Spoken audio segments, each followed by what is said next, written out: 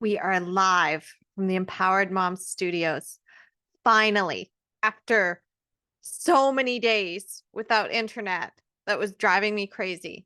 And just in time, too, because tomorrow I embark on an adventure and I have no idea what's in store. I mean, logistically, I know that I'm going to get on a plane after taking an Uber to the airport. And I know that I am going to see my dear friends and mentors who have transformed so many aspects of my life and helped me come back to myself. And I'm going to see the fellow alumni that I have grown to love and appreciate. And I know that I'm graduating from Virtual Coach Accelerator. I'm no longer a student. I mean, I'll still be around. Of course I will, because nobody's getting rid of me. First of all, I found my home and I found my family.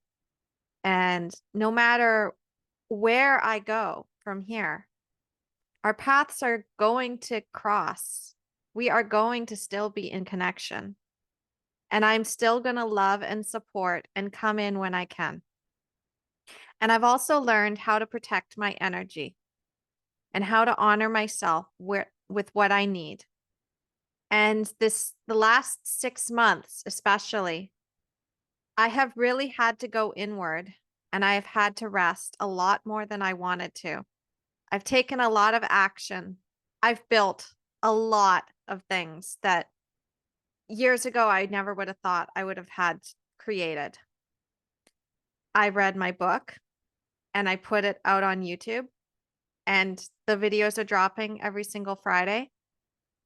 I have more ideas. I came up with another way that I'm going to go with my business partner and best friend, because she and we get into these conversations when I would be teaching her, when we would be jamming out, because when she had come to me, she had just wanted to know what the heck had happened. And she wanted somebody to make sense and to empathize and to show her that she wasn't crazy, basically, for her feelings.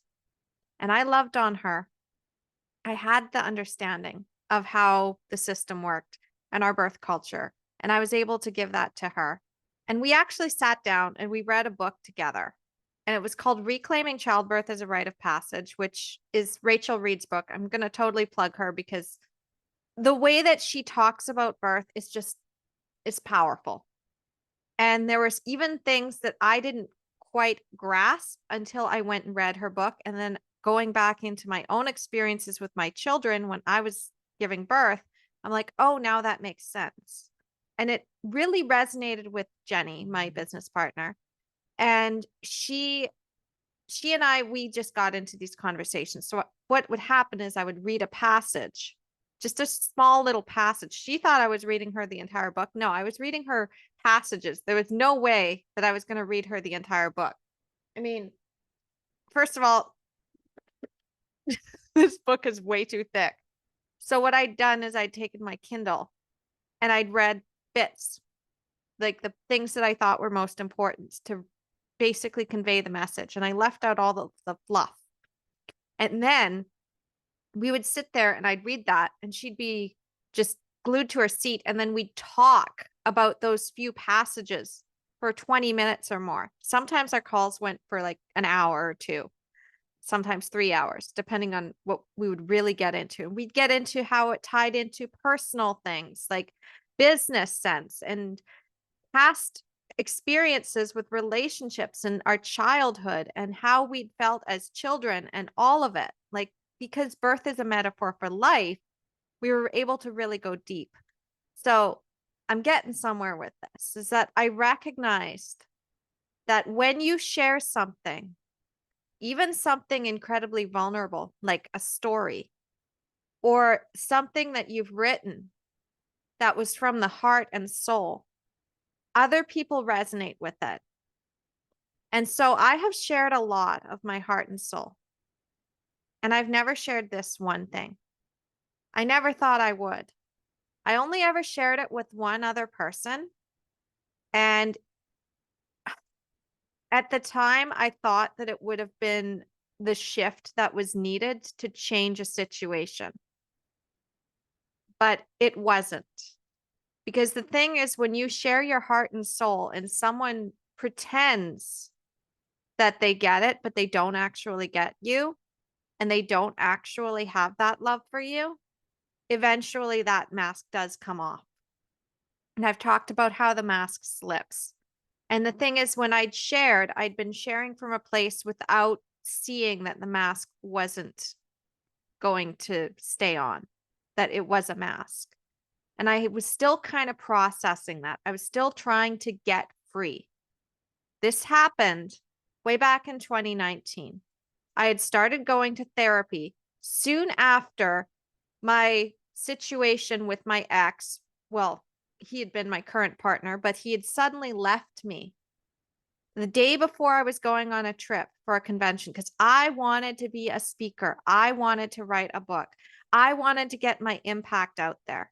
And earlier this week, I had also seen a message from, like, it was a post from someone in the birth community who is highly, highly influential. She is like one of the people that really sparked a fire in me and showed me I wasn't crazy and that my feelings were valid and that, yes, this wasn't right. And that here is what we're dealing with. And then I took her structure and I looked at what else was going on there, put it through the lens of psychology, and I went deeper with it. In fact, your empowered birth would not exist if not for her. And the thing is that we all struggle with this feeling of not being good enough or not knowing enough, not being able to go to that next level when you know it's happening. There is no other option. Like, you could stay stuck, but it is going to be painful for you to stay stuck because it is now killing something inside of you or harming your children.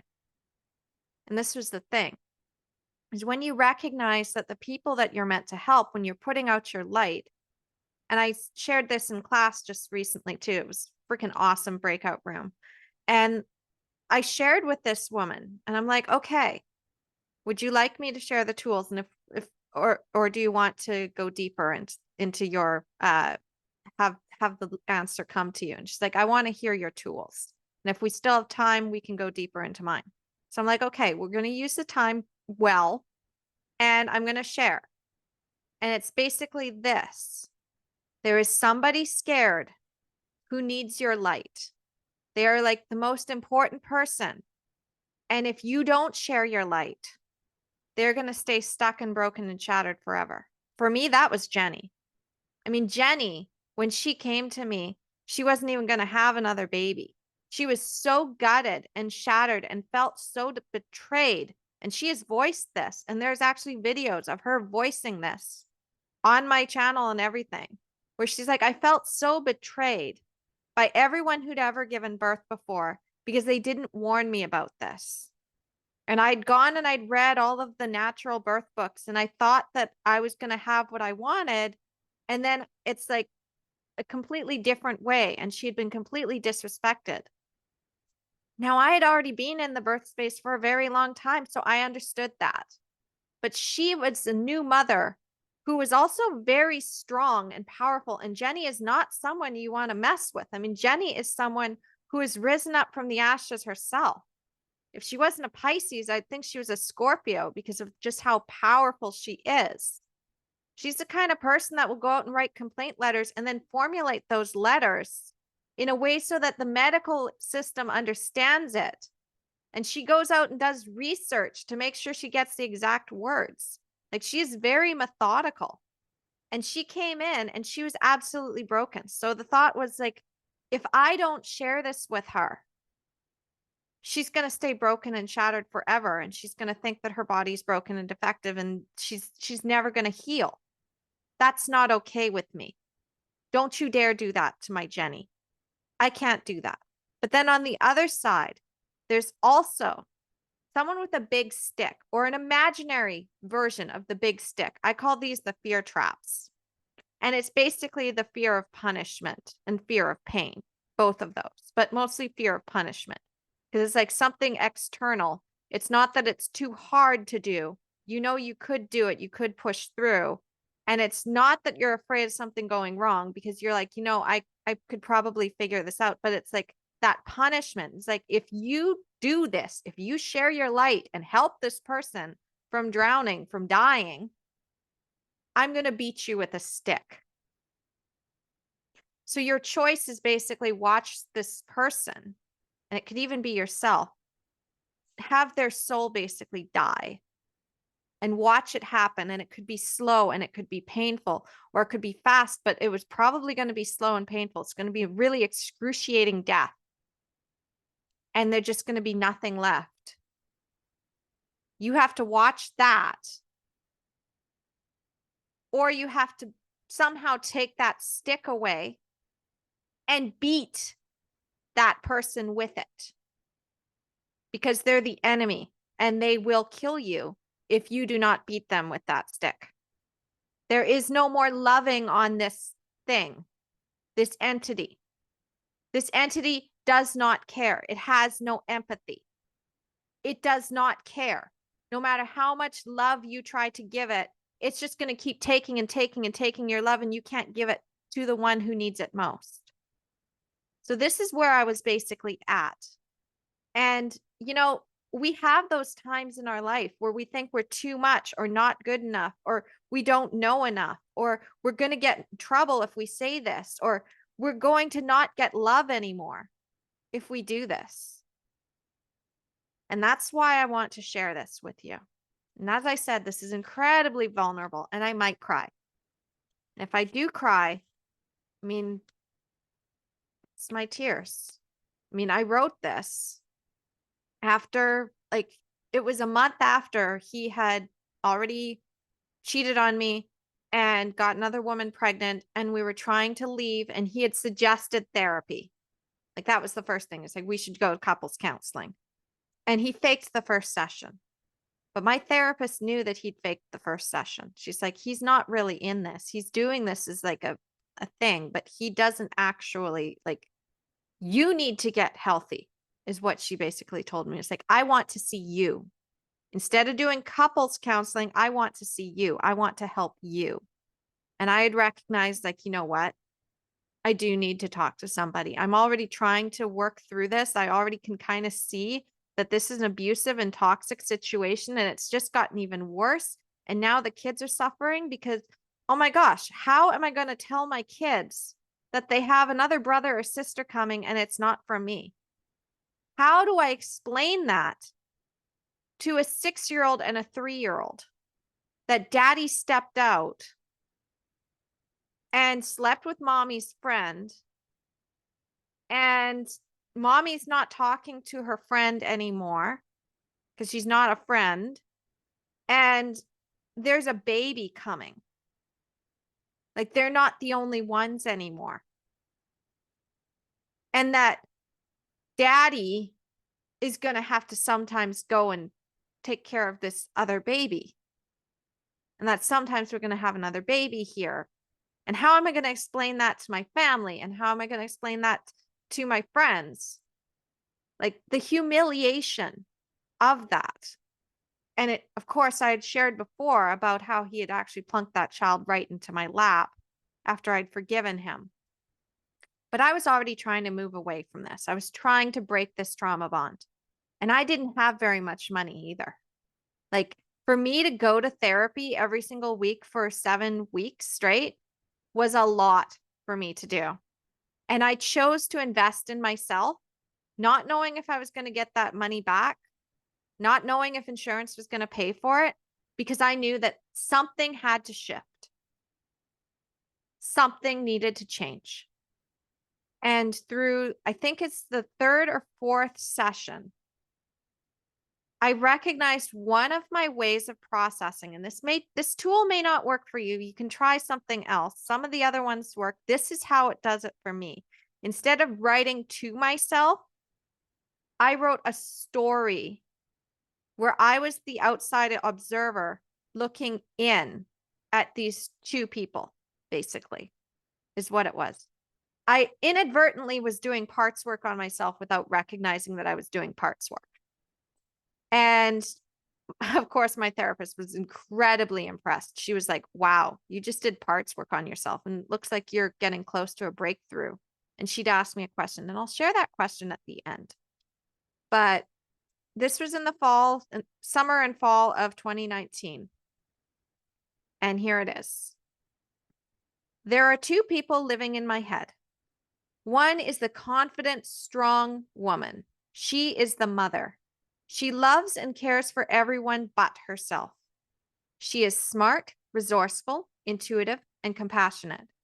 She is the one you can count on to be there for you when your life is falling apart. She is the one who encourages you and points out your best traits and qualities. She loves fiercely, and her love knows no bounds. Nothing can stop her, except for the little girl. The little girl is insecure. She is weak. She is a child trapped in the body of the woman.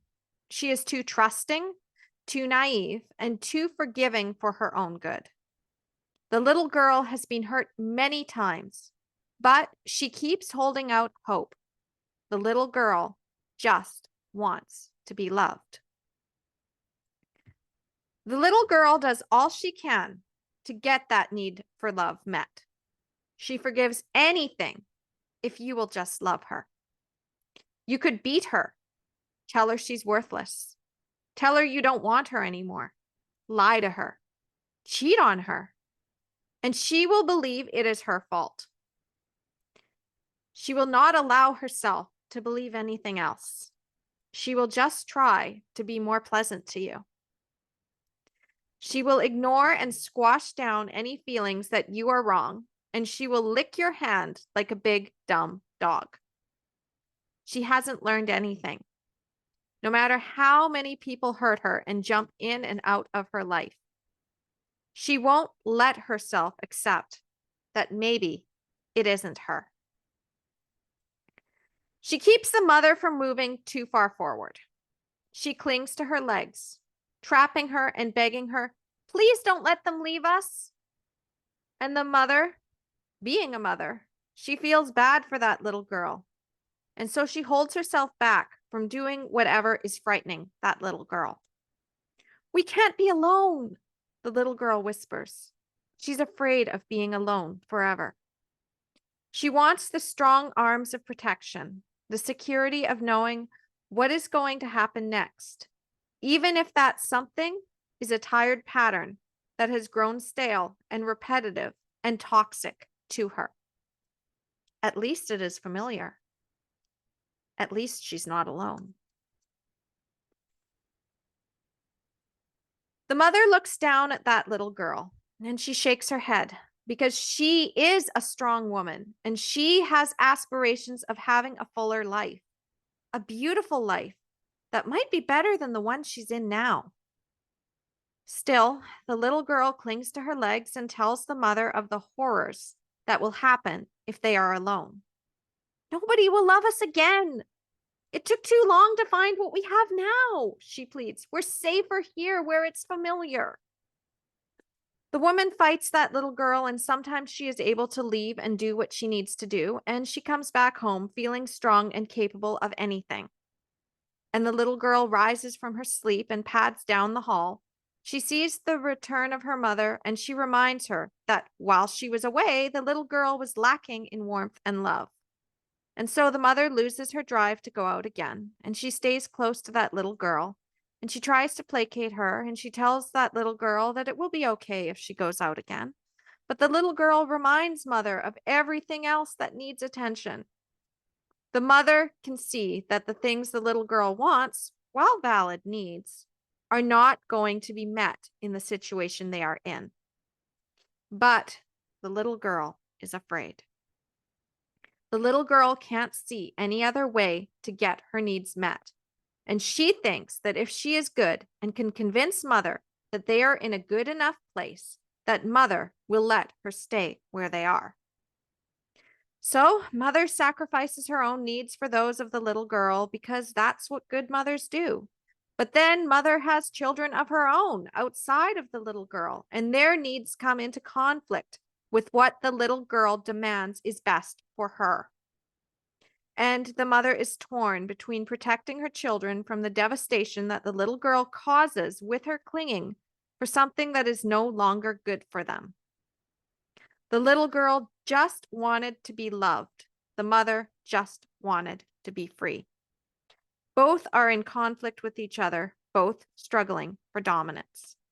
Right now, at this moment, the little girl is winning and the mother is torn.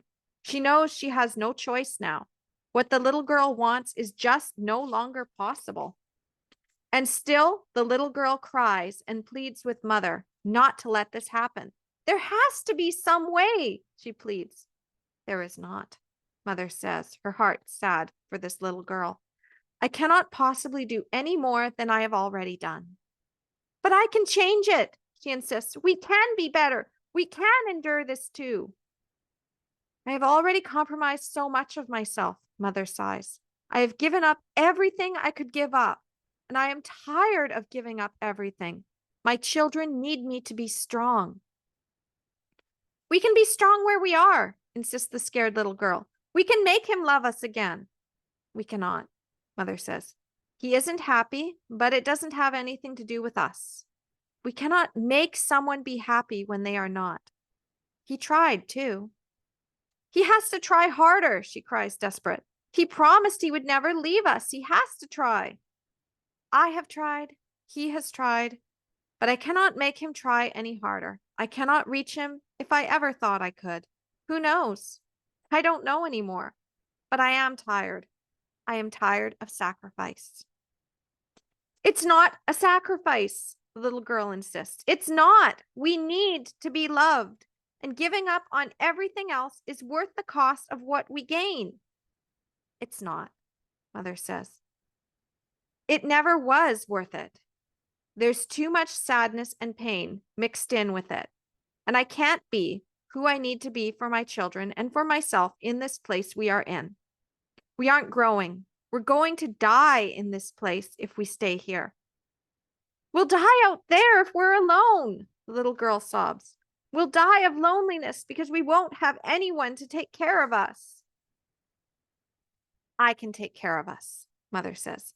I've done it all this time, and I can do it very well. If you will just let go of my leg and let me pack our things so we can move on. And what if you can't? She insists.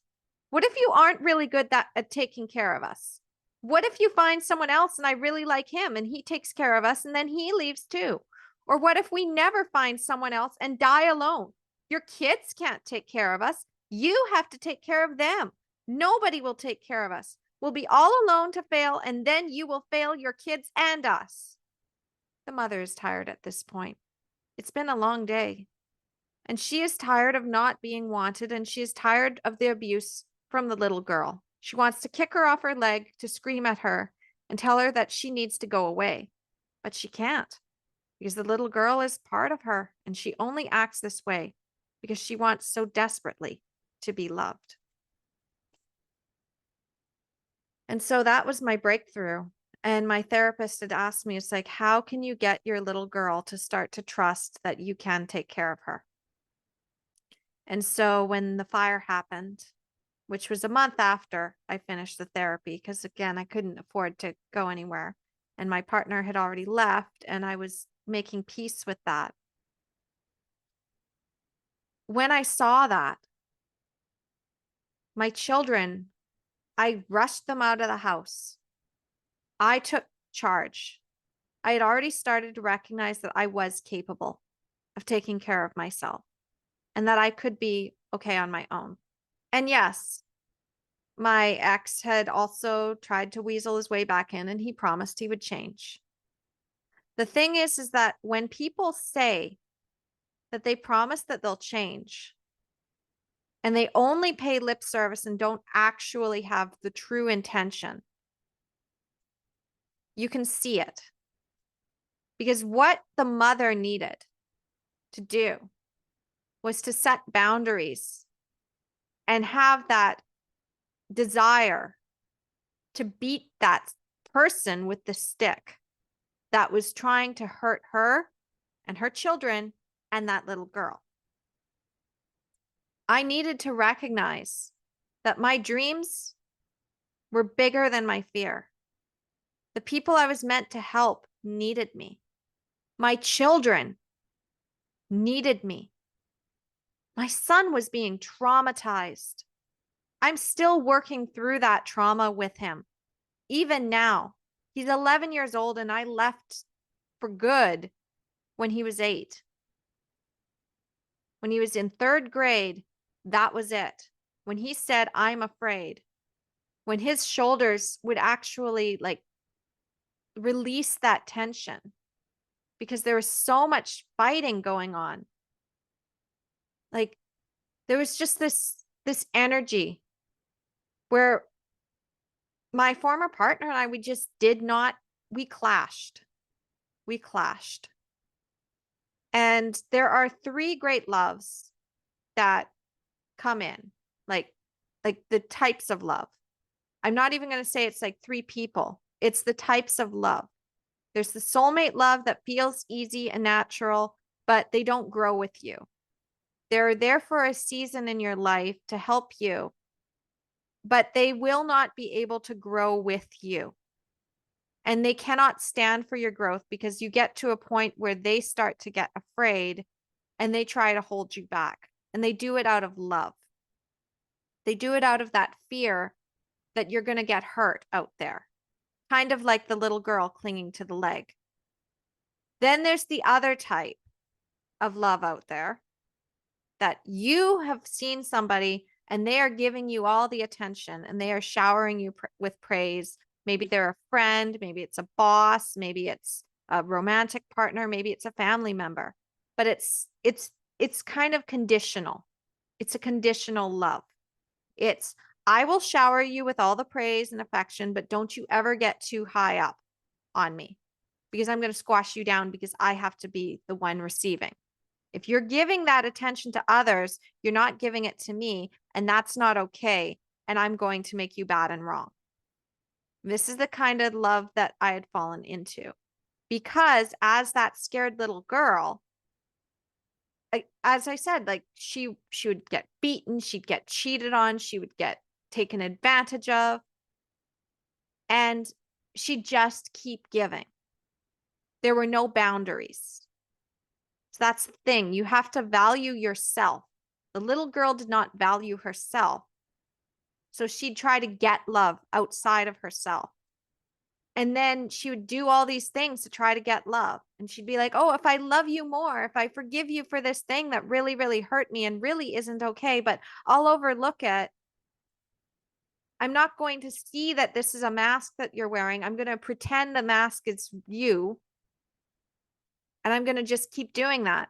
Well, I was only able to do that until I had children. And suddenly I saw what that was doing to my children. And as the protective, loving mother that I am, I became fierce. They say often that you start to see who is really in your corner after you have kids. And this is true with mothers. They're like, I lost a lot of friends after I became a mom.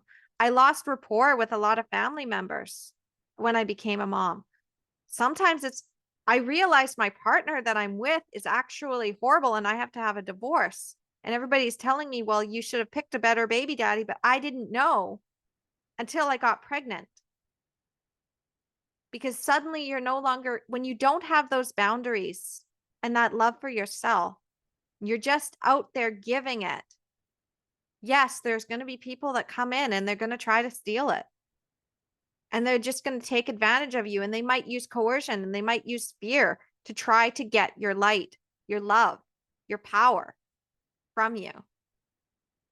And the thing is, you have to be able to be willing to take that stick from their hands and muster up that courage and have that indignation and be like, you are not going to make me afraid. You are not going to bully me. I will find a way to fight you. You make it so impossible for them to stay because it's like you kick, you claw, you fight until they're like, you know what? This is really not worth it. I thought that I could have scared you and intimidated you and got you back to being compliant, and it's not working anymore. That kind of love is the one that teaches you to put your boundaries in place. The soulmate love is showing you it's like, you know what? I have these people who love me and they can't follow me where I go. So I need to be able to love myself enough to be able to leave the nest and know that wherever I go, I'm going to find love because I've got it. They didn't ever stop loving me. It's just that our love is changed now. Our connection is changed. Maybe we went from seeing each other every single day to we keep in touch online or we see each other once a year, but that love is always there.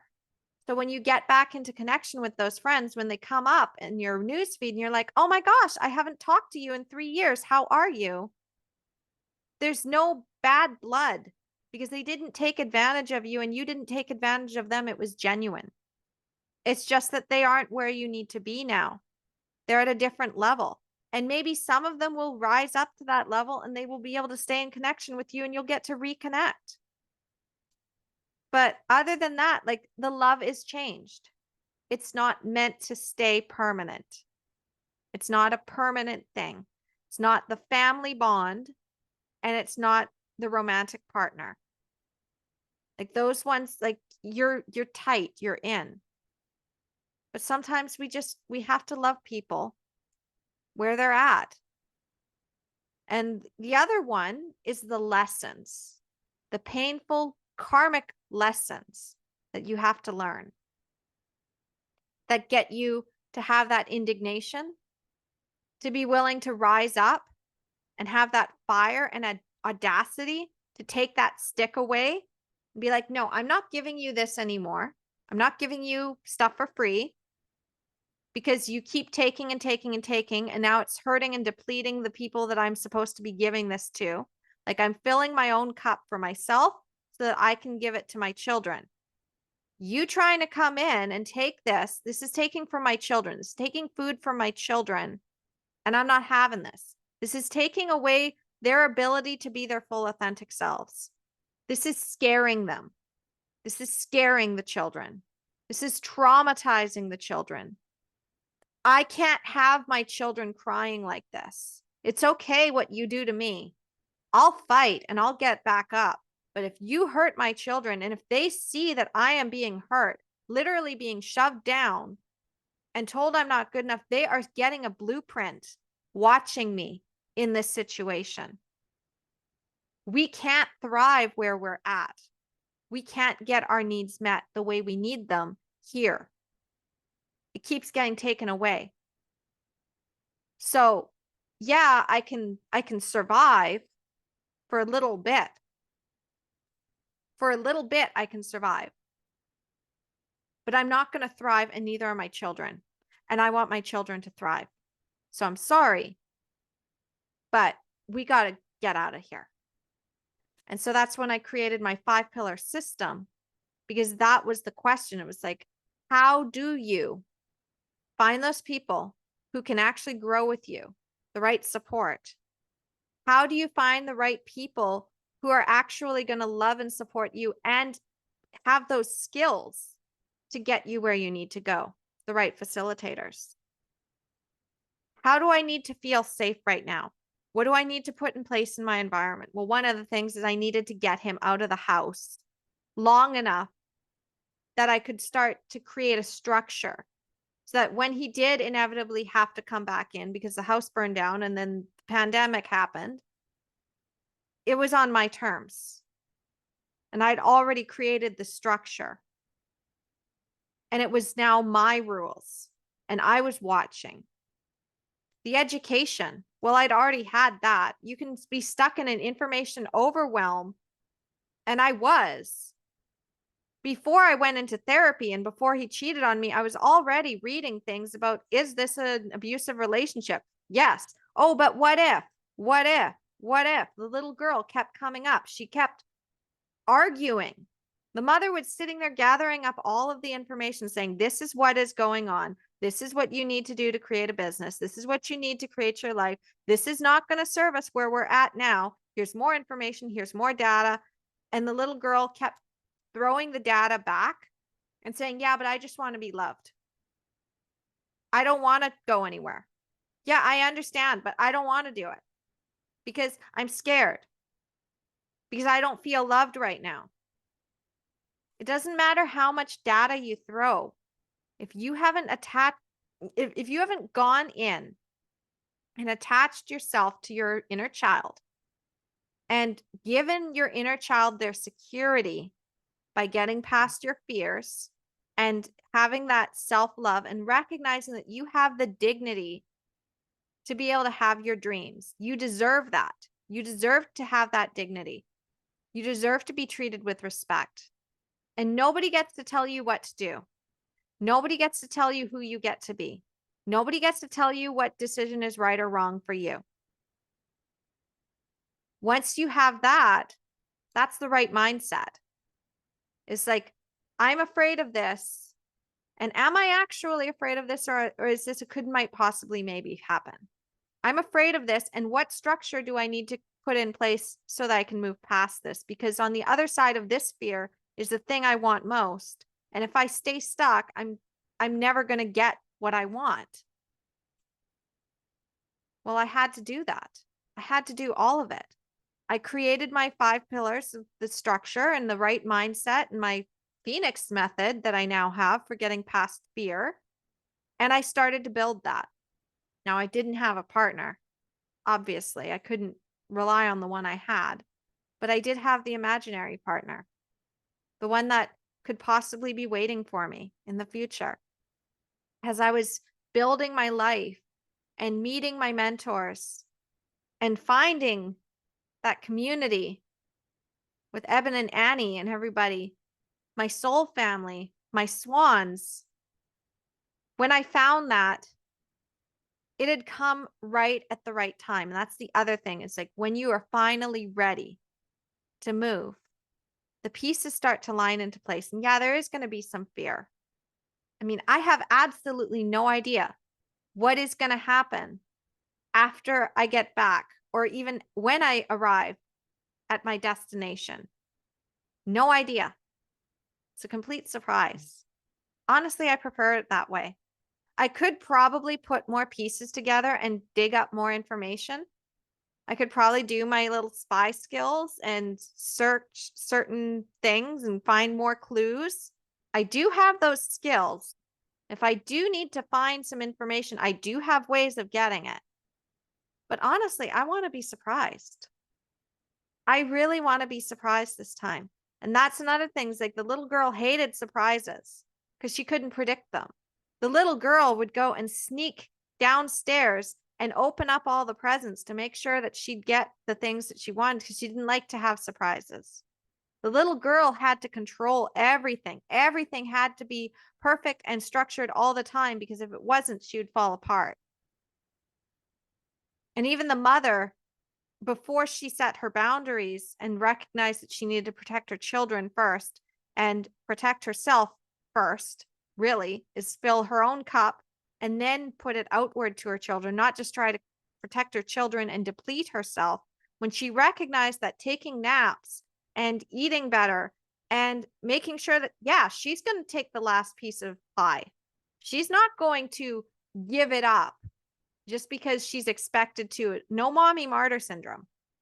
When she gave up mommy martyr syndrome, when the mother decided that, that's when she became a freaking powerful badass. And those two have now collaborated. I listened to the little girl.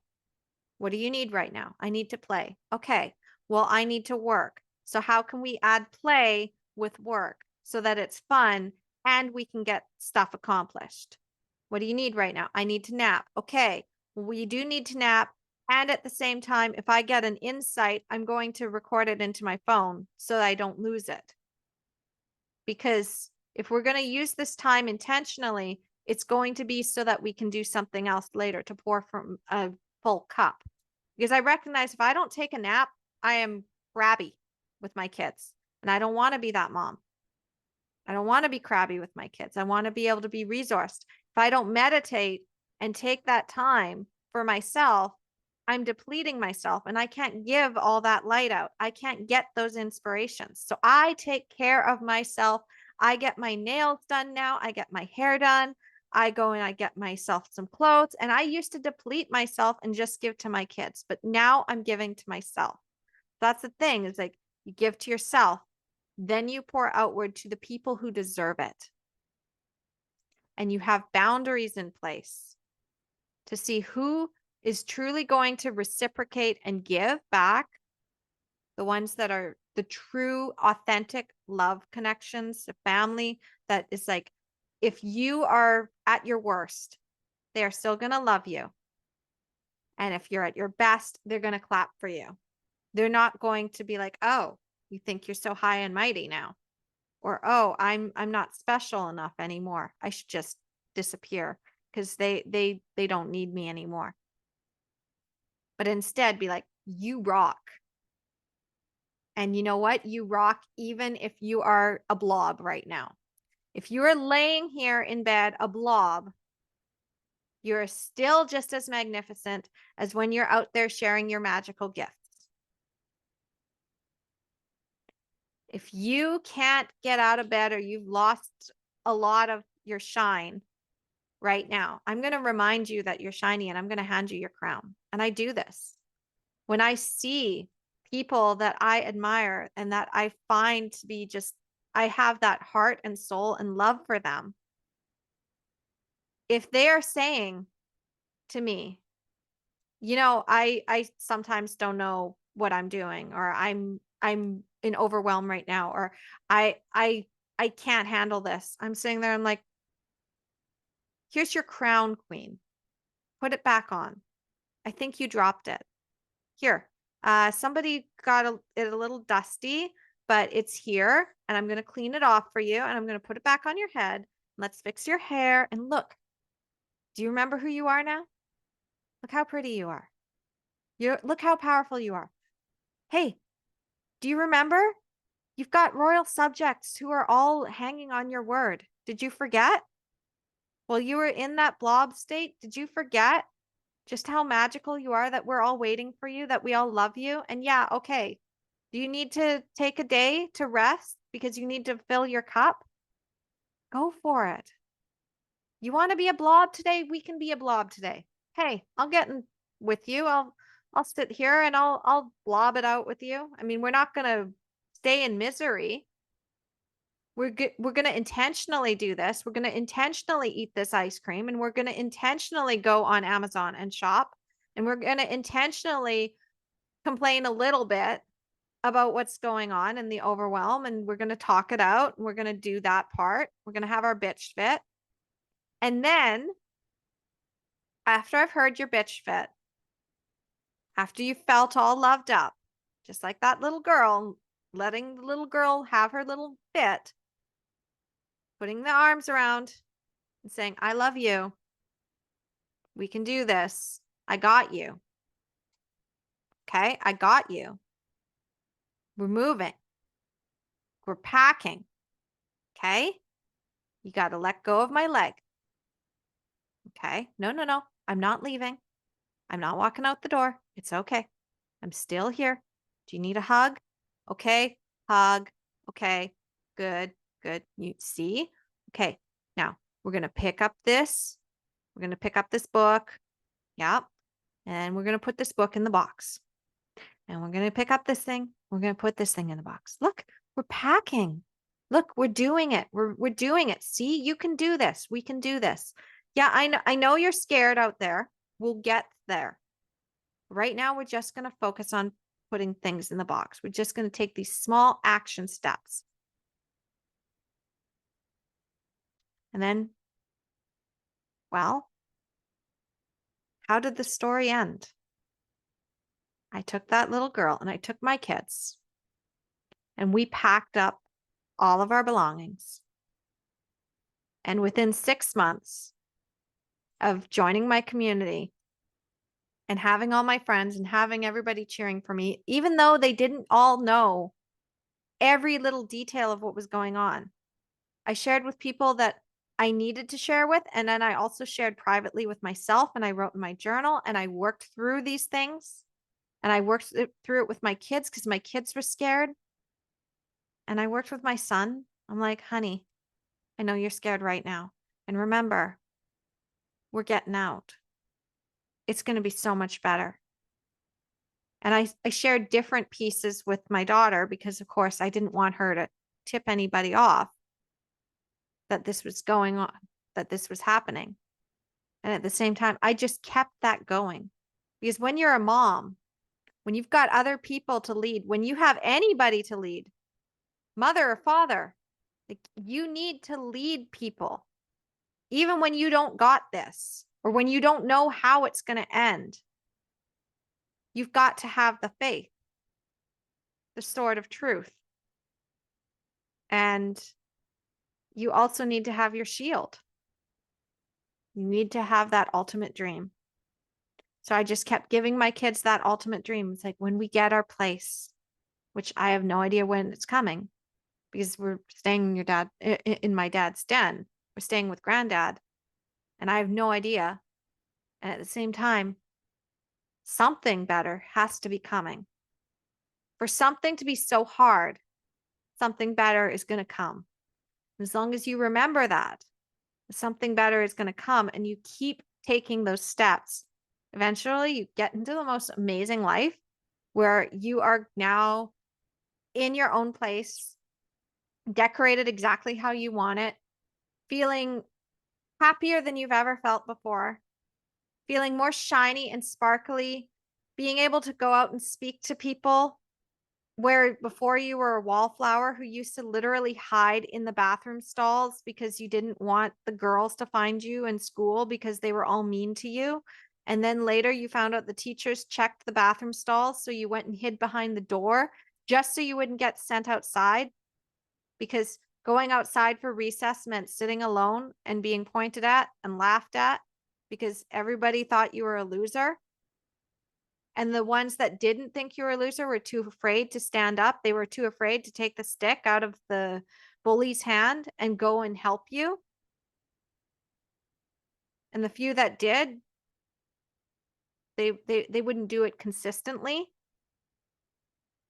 Like going from that to here I am world, here's my book, go and get my stuff, go and like I'm just spreading my light everywhere. I'm putting this on YouTube. And I love on people and I bring them into their greatness. That's my superpower. And I'm going to be connecting with the most amazing, influential, high level people this weekend. These amazing people that when I first saw them, I'm like, oh my gosh, they are just incredible. And how do I get in connection with them just a little bit, just to learn a little bit of their magic? And now I'm just sending little messages with them. I send memes to some of them and it's like just like back and forth. Or it's like, oh, I see this cute thing that like I know they like to shop. So it's like, hey, check this out. This would look really cute with your outfit and your style. Like I see this and I think of you. Or even it's like a different meme. It's like I saw this thing, it was kind of funny. It reminds me of something that you're into, and I just shared it. Like that,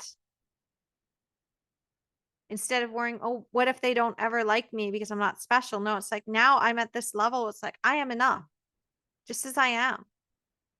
And I'm no longer a student. I'm a dear friend. They're my dear friends. I'm really excited to go and see my friends because they're like family to me. Most amazing family of swans I could have asked for. And they see me. And it's just, I don't know. I suspect there's something that they're keeping as a surprise for me. I just don't know what. And even if it takes a while for a surprise to manifest, well, there's no statute of limitations on the gifts of this world. When you put your magic out there, it does come back. And I've also got a stack of my books. If I run into a mom in the airport and I get talking to her while I'm waiting for my flight, I'm giving her a copy. just giving it to her. I'm going to, here, take this. This will help you. And she'll be like, "Are you sure?" It's like, "Yeah." It's like, "But it's your book. Like I could go and buy this on Amazon." No, it's a gift. Take it. Here, I'll inscribe it for you too. So you know you got it from me personally. And you can show others that I gave it to you personally. Because I do that too. Maybe I'll take a pen. That's a good idea. I do have to pack. So I'm in planning mode. I need to set up my Uber and I need to get on like set up for the kids because my dad is taking them for a little bit and then they're going with their dad and I've got to get all that set up. But before I go, I just wanted to leave you with that because I don't know who I'm going to come back as. I mean, I know I'm going to be me and I'm going to be a higher level of me. I'm going to be changed after this weekend. Something always transforms. There's going to be some insight, new breakthroughs. You're never the same person as you were the day before. You always wake up brand new. You get to decide who you're going to be. So have that little girl let go of your leg if she's stopping you, or that little boy who's stopping you. Recognize that you have everything inside of you that you need to step forward. And that if something's not serving you anymore, an old pattern, an environment, a relationship, a friendship, family, whatever it is, if it's holding you back from doing what you were meant to do or from protecting people that you were meant to protect, to help those, to love on those, then you need to take action. And I mean, if you need help, you got my 5-pillar system. You have my Phoenix method. I've shared that. You can go find those other videos on the channel or like you can always get it in the book or reach out to me. I mean, if you're on Facebook, you're in my friends list. You can just ask me which one is it that talks about the 5 pillars, which one talks about the four pieces of STFU for the Phoenix method. I'll tell you. It's out there. I'm not holding anything back. I mean, I don't know. The plane could come down. Maybe this is my last message. But I don't think so. I got so much more in me. The universe wouldn't do that to me. I'm safe and protected. So that's what I leave you with. I'm going to go off to my next level now. I can't wait. I'm really excited. I have no idea what's coming. And I know it's going to be amazing. So I love you. And I'll talk to you soon. And for those of you who are coming to this event, you know which one it is. I'm going to give you a hug because I'm excited to see you. I mean, I'm always excited to see family and friends. Love you.